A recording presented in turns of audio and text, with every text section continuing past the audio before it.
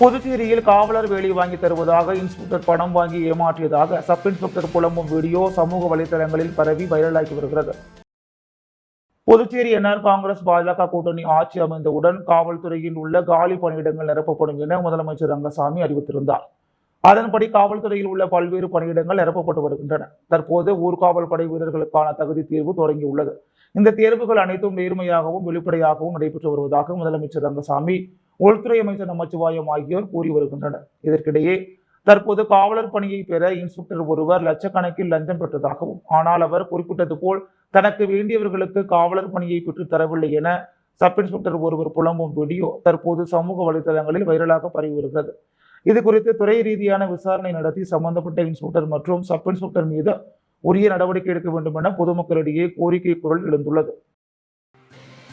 புதுச்சேரி அரசு ஊரக வளர்ச்சித்துறை வாழ்வாதார இயக்கத்தின் மூலம் 52,000 கிராமப்புற சுய உதவி குழு பெண்களுக்கு விதை தொகுப்புகளை முதலமைச்சர் ரங்கசாமி வழங்கினார்.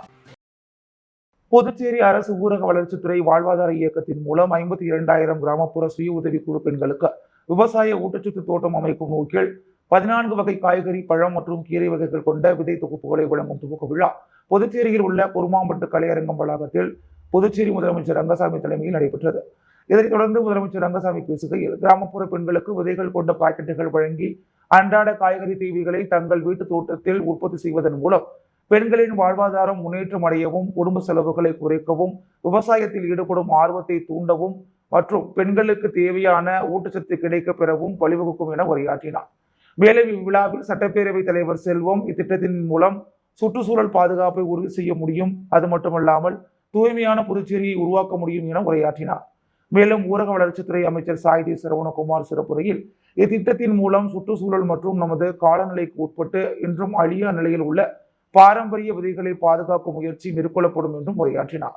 அது மட்டுமல்லாமல் நெகிழி பயன்பாட்டை தவிர்க்கும் நோக்கத்துடன் ஊரக வளர்ச்சித்துறை திட்டத்தின் மூலம் முனைப்புடன் செயல்பட்டு வருகிறது என்று தனது உரையில் எடுத்துரைத்தார். இவ்விழாவில் ஊரக வளர்ச்சித்துறையின் அரசு செயலர் நெடுஞ்செழியன் IAS, திட்ட இயக்குநர் அருள்ராஜன் IFS ஆகியோர் முன்னிலை வகித்தனர். மேலும் இவ்விழாவில் அரியாங்குப்பம் வட்டார வளர்ச்சி அலுவலகர் கார்த்திகேசன், வட்டார வளர்ச்சி அலுவலக அதிகாரிகள் மற்றும் கிராமப்புற சுய உதவி குழு பெண்கள் பங்கேற்றனர். புதுவையின் அன்றாட நிகழ்வுகளை காண பாண்டி ஹெட்லைன்ஸ் யூடியூப் சேனலை சப்ஸ்கிரைப் பண்ணுங்க. தொடர்ந்து எங்களுடன் இணைந்திருக்க பக்கத்தில் உள்ள பெல் பட்டனை பிரஸ் பண்ணுங்க, லைக் பண்ணுங்க, ஷேர் பண்ணுங்க. என்றும் உங்களுடன் பாண்டி ஹெட்லைன்ஸ்.